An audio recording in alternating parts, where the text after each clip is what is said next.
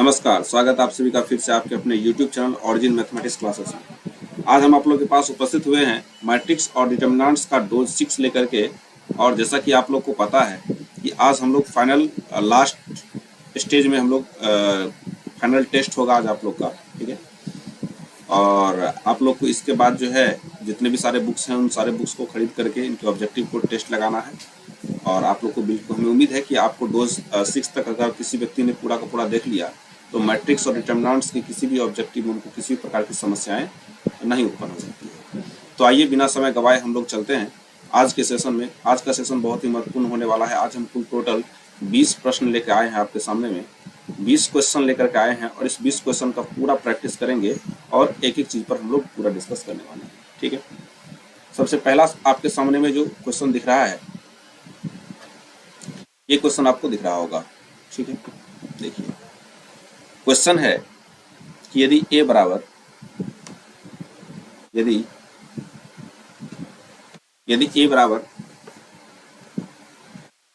थोड़ा चेंज कर लें, चलिए। यदि a बराबर 3 -7 -4 एंड 3 तो इसका एडजॉइंट क्या होगा? एडजॉइंट का मान निकालिए। जल्दी आप लोग इसका कमेंट करें कि इसका आंसर क्या होगा। कमेंट कीजिए इसका आंसर क्या होने वाला है।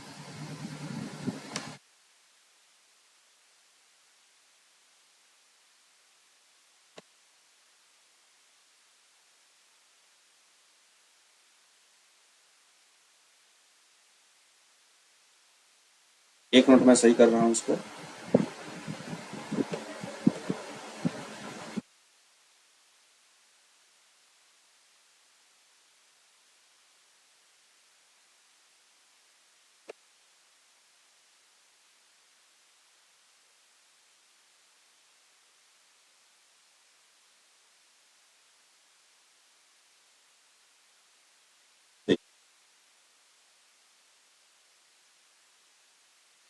जैसा कि हम देख पा रहे हैं कि सवाल का आंसर क्या होगा, तो देखिए सबसे पहले आपको पता होना चाहिए कि एडजॉइंट कैसे निकालते हैं। तो माना कि आपके पास एक मैट्रिक्स दिया हुआ रहेगा ए बी सी और डी।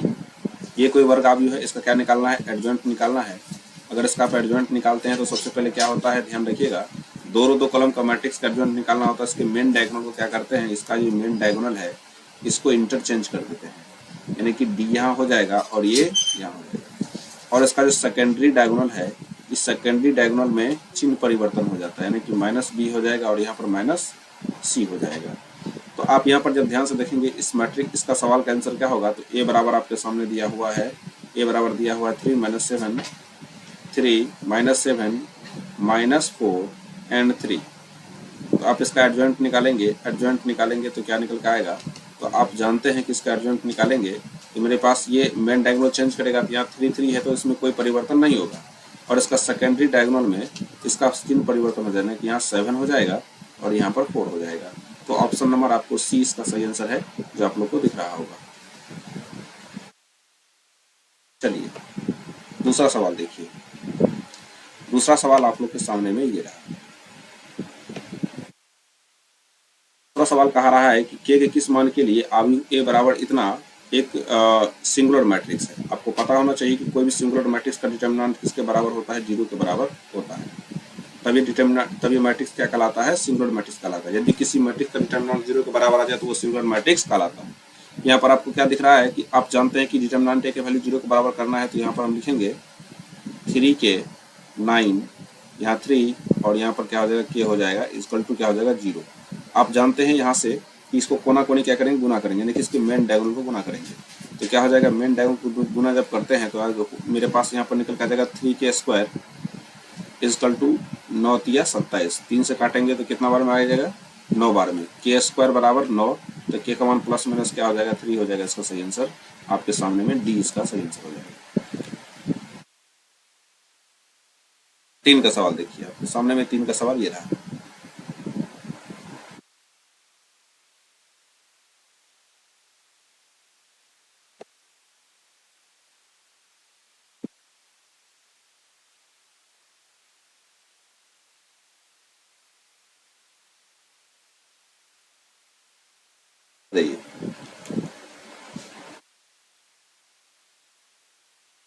3 का सवाल जो है इसमें थ्योरी पूरा का पूरा कॉन्सेप्ट से भरा हुआ है। 3 नंबर के सवाल को थ्योरी के अनुसार आपको सॉल्व करना होगा।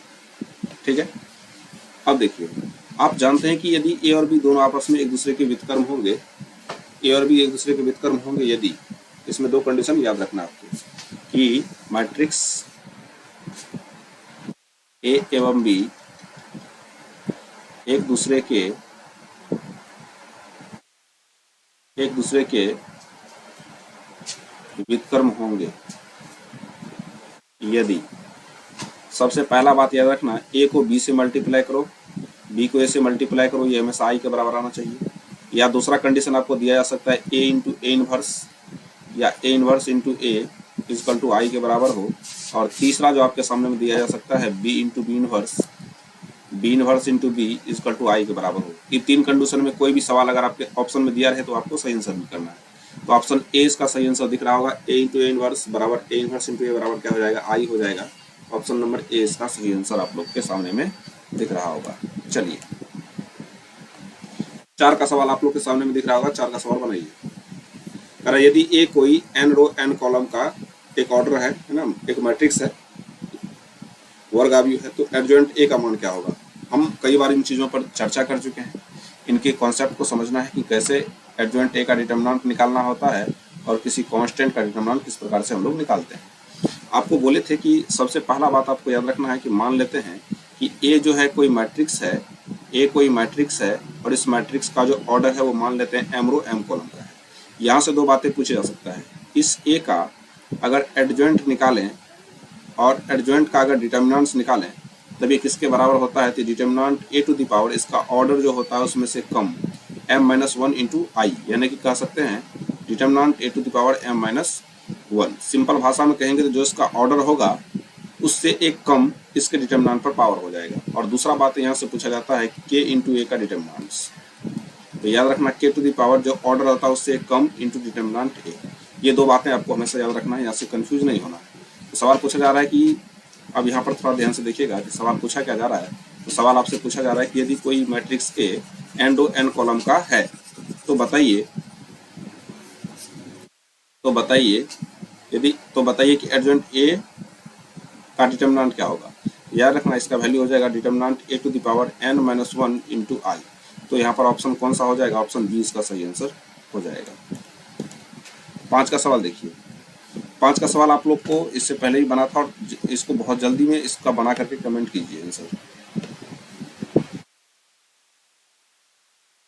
आपको पता होना चाहिए कि कोई भी मैट्रिक्स असंगत कब होता है, तो जब कोई मैट्रिक्स असंगत तब होता है जब इसका डिटर्मिनेंट किसके बराबर हो जाए, 0 के बराबर हो जाए। तो यहाँ से अगर हम ध्यान से देखेंगे तो यहाँ पर मेरे पास समीकरण दिया हुआ है kx plus 4y is equal to 14, समीकरण 1, और यहाँ पर आप देख पा रहे हैं कि 9x प्लस 12y बराबर 24, समीकरण क्या हो जाएगा, 2 हो जाएगा। आप जानते हैं कि हम इसको किस तरह डिनोट करते हैं, इस तरह से, यहाँ k हो जाएगा, यहाँ 4 हो जाएगा, यहाँ 9 और यहाँ 12, और x बराबर यहाँ पर 2 वेरिएबल है, x और y हो जाएगा। और अगर आप ध्यान से देखेंगे तो b इक्वल टू हो जाएगा मेरे पास 2 चीज़, एक 14 एक 24। ठीक है, तो डिटर्मिनेंट ए की वैल्यू किसके बराबर होना चाहिए, 0 के बराबर। तो डिटर्मिनेंट ए का वैल्यू 0 के बराबर करने के लिए हमको क्या करना होगा, तो हमको सबसे पहले डिटर्मिनेंट ए को 0 के बराबर करना होगा।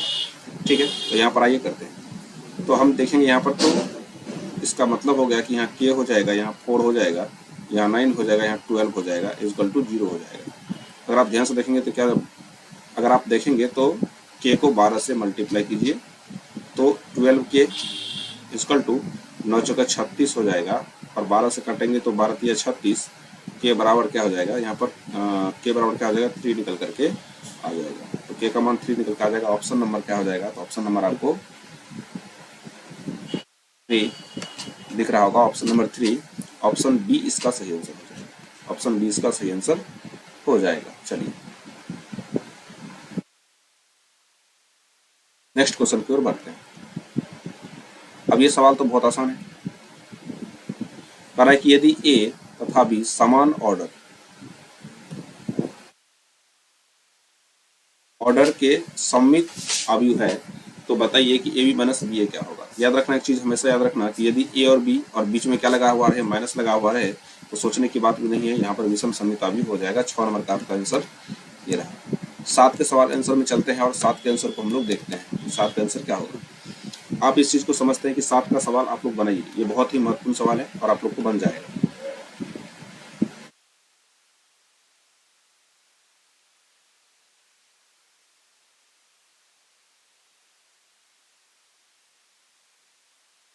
जैसा कि आप लोग को पता है कि इसका सवाल हम इसको कैसे बनाएंगे, तो a प्लस ए का ट्रांसपोज किसके बराबर करना होगा, i के बराबर करना होगा। ठीक है, तो a प्लस ए का ट्रांसपोज निकालिए पहले। तो आप जब ध्यान से देखेंगे तो आपके सामने में a, तो a का मान यहाँ पर लिखते हैं cos alpha minus sine alpha,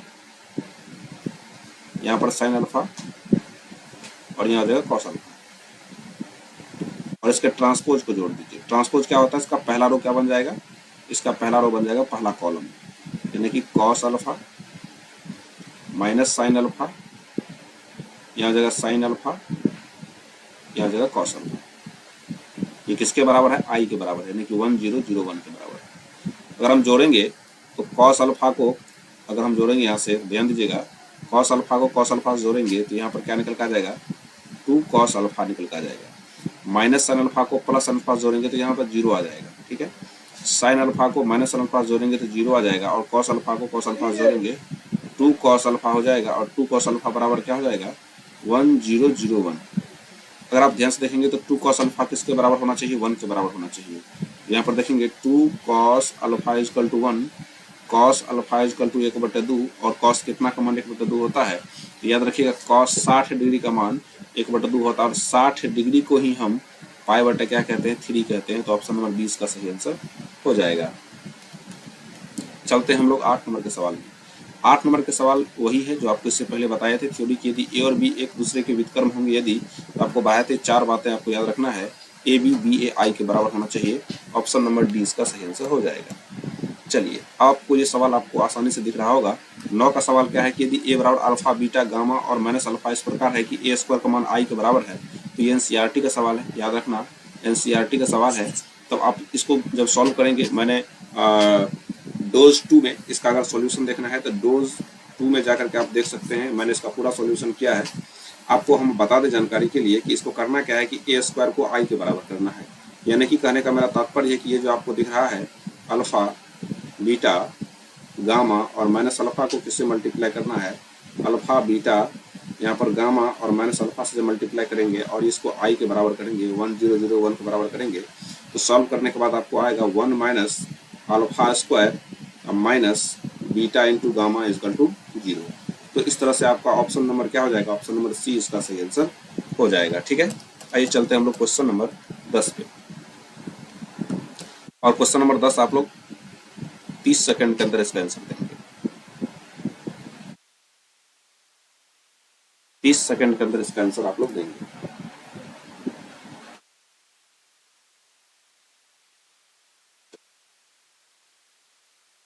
दस का सवाल आप लोग को दिख रहा होगा। जैसे मान लेते हैं कि मेरे पास एक मैट्रिक्स है ए बी सी, यहाँ बी डी ई और यहाँ पर सी, यहाँ पर ई और यहाँ पर एफ।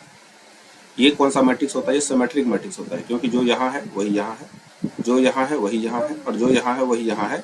तो ये कौन सा मैट्रिक्स कहलाएगा, सिमेट्रिक। और एसक्यू सिमेट्रिक मैट्रिक्स क्या होता है, तो एसक्यू सिमेट्रिक मैट्रिक्स होता है मेन डायगोनल इसका सारे के सारे क्या होते हैं, 0 होते हैं। और यहाँ पर अगर प्लस ए है तो यहाँ माइनस ए, यहाँ 0, यहाँ पर मान लेते सी है, यहाँ पर प्लस बी है तो यहाँ हो जाएगा माइनस बी, यहाँ हो जाएगा माइनस सी और यहाँ पर 0। इसको हम लोग कहते हैं एसक्यू सिमेट्रिक मैट्रिक्स। तो सवाल कहा जा रहा है कि ऐसा कौन सा मैट्रिक्स जो सिमेट्रिक और एसक्यू सिमेट्रिक दोनों है। तो याद रखना कि 0 मैट्रिक्स एक ऐसा मैट्रिक्स है जो सिमेट्रिक और एसक्यू सिमेट्रिक, यानी कि सिमेट्रिक एंड एसक्यू सिमेट्रिक दोनों मैट्रिक्स होता है। तो शून्य आव्यूह इसका क्या हो जाएगा, सही आंसर हो जाएगा। चलिए 11 नंबर के सवाल में चलते हैं हम लोग। ठीक है, आइए इसका आंसर दीजिए आप लोग।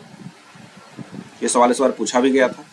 सवाल कहा जा रहा है 11 का कि यदि कोई मैट्रिक्स ए बराबर ए आई जे, मान लेते हैं कि मेरे पास एक मैट्रिक्स है ए आई जे एम क्रॉस एन का, एन क्रॉस एन दिया हुआ है, तो एन क्रॉस एन का कोई सममित आव्यूह है। तो बताइए सममित आव्यूह कहा जाता है। याद रखना सममित आव्यूह उसको कहते हैं जब किसी भी मैट्रिक्स का ट्रांसपोज निकालने के वो ए के बराबर ही हो, तो उसको हम लोग क्या कहते हैं, सममित आव्यूह कहते हैं।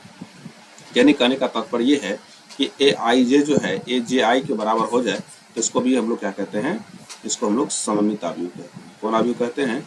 सममित आव्यूह कहते हैं। ठीक है, तो ए आई जे ए जे आई के बराबर होना चाहिए, यानी कि ए आई जे ए जे आई के बराबर होना चाहिए। ऑप्शन सी इसका सही आंसर हो जाएगा, 11 का आंसर सी। आइए 12 का सवाल बनाइए आप लोग। अगर सवाल 2025-24 में पूछा गया था और आप लोग को ये पता होना चाहिए। सवाल कह रहा है कि यदि ए कोई ए आई जे एम क्रॉस एन को कोई वर्ग आव्यूह है, ठीक है, तो बताइए कौन सही होगा। मतलब वर्ग आव्यूह तभी होता है जब इसकी रो और कॉलम की संख्या बराबर होता है, यानी कि एम किसके बराबर होना चाहिए? एन के बराबर होना चाहिए। ऑप्शन सी सही आंसर है और इस बहुत ही आसान सवाल था, आप लोग को बन भी जा गया होगा। 11 के सवाल पर हम थोड़ा सा चलते हैं और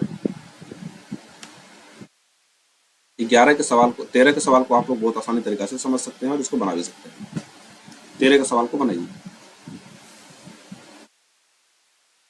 सवाल कर रहा है कि ए क्यू का मान निकालना है। याद कीजिएगा ये भी डोज टू में आप वहां से जाके वीडियो देख सकते हैं। इसका पूरा का पूरा मैंने इसको सॉल्यूशन किया है। ए क्यू का वैल्यू निकालने के लिए आपको क्या करना होगा, तो ए स्क्वायर को ऐसे मल्टीप्लाई करना होगा। ए स्क्वायर निकालने के लिए आपको क्या करना होगा, तो ए के ऐसे मल्टीप्लाई करना होगा। जब आप इसको मल्टीप्लाई करेंगे तो ऑप्शन ए इसका सही आंसर आएगा 4a। जब आप ए क्यू का मान निकालेंगे यहाँ पर तो किसके बराबर आ जाएगा, 4 इंटू ए के बराबर आ जाएगा। ऑप्शन नंबर इसका क्या हो जाएगा, ए सही आंसर हो जाएगा। 14 के सवाल को आप लोग देख सकते हैं और इसको सॉल्व कर सकते हैं, इसका आंसर दे सकते हैं। ये 14 का सवाल बहुत ही महत्वपूर्ण है, इसको हम लोग थोड़ा सा चर्चा करेंगे और इसको बनाएंगे। ठीक है, आ जाइए। जब आप इसको सॉल्व करेंगे तो आपको पता है कि हमको क्या है, ए स्क्वायर का मान किसके बराबर होना चाहिए, बी के मान। तो ए स्क्वायर निकालो, यहाँ अल्फा है, 0 है, 1 है और इसी को फिर इसी से मल्टीप्लाई करो, यानी कि अल्फा 0 1 एंड 1 ये बी के बराबर होना चाहिए। तो बी क्या हो जाएगा यहाँ पर, तो बी है 1 0 2 एंड 1। मल्टीप्लाई कीजिए, इसको मल्टीप्लाई करेंगे तो क्या हो जाएगा, अल्फा को अल्फा से गुना करना है तो हो जाएगा अल्फा स्क्वायर प्लस, अगर हम पहला रो को पहला कॉलम से गुना करें, 0 को 1 से गुना करेंगे तो 0 हो जाएगा। फिर पहला रो को दूसरा कॉलम से, अल्फा को 0 से गुना करेंगे तो क्या हो जाएगा 0 प्लस 0 को 1 से गुना करेंगे तो क्या हो जाएगा 0। फिर दूसरा रो को पहला कॉलम से गुना करो तो अल्फा प्लस 1, यहाँ हो जाएगा अल्फा प्लस 1। इसको ऐसे गुना कीजिए तो यहाँ पर 0 प्लस 1 और आप यहाँ पर देख पा रहे हैं कि ये बराबर होगा 1 0 2 1 का। और मैट्रिक्स की समानता से या इसको एक बार और लिख लिया जाए तो कुछ इस प्रकार की बातें निकल आएगी। अल्फा स्क्वायर यहाँ 0, यहाँ अल्फा प्लस 1 और यहाँ पर क्या निकल आएगा 1 निकल आएगा। और आप जानते हैं 1 0 2 1 ये भी 2 रो 2 कॉलम है और ये भी 2 रो 2 कॉलम है। मैट्रिक्स की समानता की अगर हम बात करें तो मैट्रिक्स की समानता की बात करेंगे तो यहाँ पर क्या हो जाएगा, अल्फा स्क्वायर का वैल्यू 1 के बराबर होगा और दूसरा कंडीशन में यहाँ अल्फा का वैल्यू किसके बराबर होगा, 2 के बराबर है, यानी कि अल्फा प्लस 1 का वैल्यू 2 के बराबर होगा। तो यहाँ से अल्फा का वैल्यू क्या निकल के आ जाएगा, तो 2 - 1 यानी अल्फा का मान 1 आ जाएगा। ठीक है, और यहाँ से अल्फा स्क्वायर का जब वैल्यू निकालेंगे तो अल्फा का वैल्यू प्लस माइनस क्या हो जाएगा 1 हो जाएगा। तो अब यहाँ पर ऑप्शन दोनों है, या तो -1 भी है और यहाँ पर +1 भी है। तो आपको आंसर क्या सिलेक्ट करना है, याद रखिएगा यहाँ पर अल्फा का वैल्यू दोनों समान होना चाहिए, यानी कि यदि यहाँ पर अल्फा का मान -1 ले रहे हैं तो ये संतुष्ट नहीं कर रहा है, यानी कि अल्फा यहाँ पर अल्फा का वैल्यू +1 भी है और अल्फा का वैल्यू यहाँ +1 भी है, यानी कि दोनों में कौन सा मैच कर रहा है, तो अल्फा का मान दोनों में 1 मैच कर रहा है। इसलिए इसका सही आंसर राइट बिहार बोर्ड के द्वारा माना गया है 1, तो हमको भी क्या मानना होगा, 1 मानना होगा। ठीक है, 15 नंबर के सवाल में चलते हैं। ये तो बहुत सवाल आसान है, 15 का सवाल आप लोग को दिख रहा होगा। 15 का सवाल कह रहा है कि यदि ए बराबर, इसको थोड़ा सा मैट्रिक्स के रूप में ले लिया जाए तो ठीक रहेगा। ठीक है, यदि कह रहा है कि यदि ए बराबर इतना है और बी बराबर इतना है, ठीक है, तो ए प्लस बी निकालिए, यानी कि 9 में 11 जोड़ेंगे तो 20 हो जाएगा। क्या ऑप्शन ए में 20 है? नहीं। क्या ऑप्शन बी में 20 है? नहीं। ऑप्शन सी में 20 है। ठीक है, 10 में 10 जोड़ेंगे 20 हो जाएगा, 11 में 9 जोड़ेंगे 20 हो जाएगा, यानी कि 20 20 20। ठीक है, 12 में 8 जोड़ेंगे 20, 13 में 7 जोड़ेंगे 20, 14 में 6 जोड़ेंगे 20। तो ऑप्शन सी इसका क्या हो जाएगा, सही आंसर हो जाएगा। 16 के सवाल में चलते हैं और 16 के सवाल को समझते हैं। 16 का सवाल ही बहुत आसान है, आप लोग को उम्मीद है कि बन जाना चाहिए। ठीक है, चलिए 16 का सवाल कहा जा रहा है कि यदि ए कोई वर्ग आव्यूह है तो ए प्लस ए का ट्रांसपोज क्या होगा। कई बार बता चुके हैं, ए प्लस ए का ट्रांसपोज हमेशा क्या होगा, सम्मित होगा। प्लस होगा तो सम्मित, माइनस होगा तो विषम सम्मित। ठीक है, आ जाइए 17 का सवाल देखिए। कह रहा है कि यदि ए 2 रो 2 कॉलम का एक वर्ग आव्यूह है तो एडजॉइंट ए का मान क्या होगा। याद रखना एडजॉइंट ए का जो वैल्यू है वो क्या हो जाएगा, अगर ये दो कॉलम, इसका डिटर्मिनेंट का वैल्यू क्या होगा, अगर दो कॉलम है तो डिटर्मिनेंट टू द पावर 2 - 1, यानी कि डिटर्मिनेंट ए का वैल्यू पावर में क्या हो जाएगा, एक। ऑप्शन नंबर ए इसका सही आंसर हो जाएगा।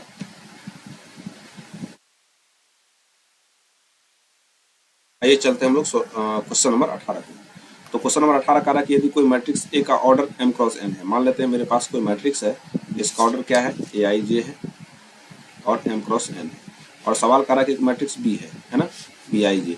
तो कह रहा है कि यदि इसका ऑर्डर क्या होगा, ताकि ए और बी दोनों, ए बी और बी ए दोनों परिभाषित हो, यानी कि इसका अगर n क्रॉस m ले लेंगे, n क्रॉस m कैसे ले लिए, अगर मान लेते हैं यहाँ पर m क्रॉस n है तो यहाँ पर ऑर्डर, यहाँ पर कॉलम n है तो यहाँ रो भी क्या होना चाहिए, n होना चाहिए, ठीक है। तो इसलिए हम क्या करेंगे, इसको m क्रॉस n, तो यहाँ पर n क्रॉस m, और दोनों को गुना करने पर m क्रॉस m का एक मैट्रिक्स प्राप्त होगा। अगर हम b क्रॉस a निकालते हैं तो इसकी कॉलम b हो जाएगा और इसका रो क्या हो जाएगा, m हो जाएगा, इसका कॉलम m हो जाएगा और इसका रो m हो जाएगा। तो इस तरह से बी ए और ए बी दोनों क्या हो जाएगा, पॉसिबल, दोनों क्या होगा, पॉसिबल, संभव होगा। तो इसका ऑप्शन नंबर बी क्या हो जाएगा, सही आंसर है कि इसका ऑर्डर n क्रॉस m सही है। क्वेश्चन नंबर चलते हैं हम लोग 19 पे।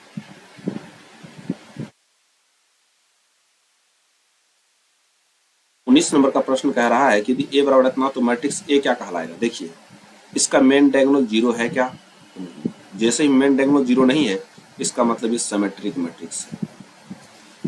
सिमेट्रिक मैट्रिक्स में सोचने की बात नहीं है, तो सममित आव्यूह है, ऑप्शन ए को सही आंसर दिख रहा होगा।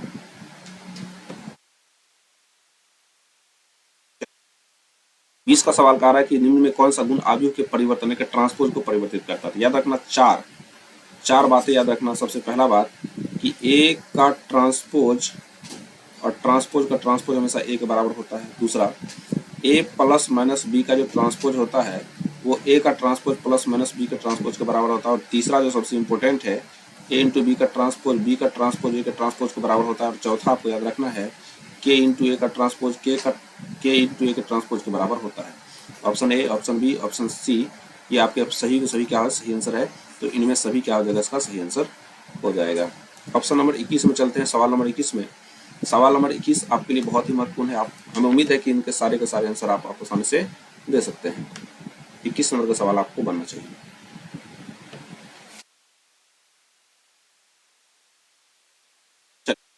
आपके लिए सबसे पहला बात है कि यदि ए मान लेते हैं कोई यूनिट मैट्रिक्स है 1 0 0 1, इस बात को याद रखिएगा। तो अगर ए पे पावर कुछ भी दे दिया जाए, कुछ भी दे दिया जाए, तो ये हमेशा क्या होता है, यूनिट मैट्रिक्स ही होता है। इस बात को ध्यान रखिए। दूसरा बात, अगर ए बराबर यूनिट मैट्रिक्स नहीं दे करके 0 1 1 0 दे दिया जाए, तो याद रखना यहाँ पर दो बातें निकल करके आती है। सबसे पहला जो बात निकल के आता है, सबसे पहला बात निकल के आता है कि यदि ए पे पावर सम संख्या रहेगा, ए पावर सम संख्या रहेगा, तो ये हमेशा यूनिट मैट्रिक्स होगा। ये हमेशा कौन सा मैट्रिक्स होगा, यूनिट मैट्रिक्स होगा। यानी कि यहाँ पर 1 0 0 1 होगा। और अगर दूसरी बातें अगर यहाँ पर बता दें, यदि ए पे पावर विषम संख्या के रूप में रहेगा, ये हमेशा अपनी अस्तित्व को बनाए रखेगा, यानी कि ए के बराबर ही होगा और 0 1 1 0 के बराबर ही होगा। तो सवाल कर रहा है कि यदि ए बराबर इतना है तो 2n + 2, और याद रखना 2n + 2 जो होता है ये हमेशा सम संख्या का जनरल रूप होता है। तो इसलिए ऑप्शन नंबर क्या हो जाएगा, सम की बात करेगा तो ये यूनिट मैट्रिक्स होगा। और unit matrix option number C दिख रहा है। तो सॉरी यूनिट मैट्रिक्स आपको क्या दिख रहा है, डी इसका सही आंसर दिख रहा है, सी नहीं होगा। सी तो इसका अपना ही रूप है, इसलिए ऑप्शन नंबर डी क्या हो जाएगा, इसका सही आंसर हो जाएगा। ठीक है, ये ऑप्शन भी नहीं होगा, ये भी नहीं होगा, ये भी नहीं होगा, ऑप्शन डी इसका सही आंसर हो जाएगा। ठीक है, तो हमें उम्मीद है कि आपको ये सवाल बहुत आसानी तरीके से समझ में आ गया होगा। ठीक है, तो जो भी व्यक्ति यहाँ पर नए जुड़े हुए हैं या चैनल को सब्सक्राइब नहीं किए हैं, तो ये वीडियो आपको बहुत ही हेल्पफुल होने वाला है। और इस वीडियो को लास्ट तक बने रहने के लिए बहुत बहुत धन्यवाद। और लाइक और सब्सक्राइब जरूर करके जाएं और कमेंट में अपने बातों को लिख के जाएं कि आज के क्लास में आपको क्या सा चीज़ बेहतर लगा और कौन सा चीज़ की सुधार करने की आवश्यकता है। मिलते हैं अगले वीडियो में, तब तक के लिए नमस्कार।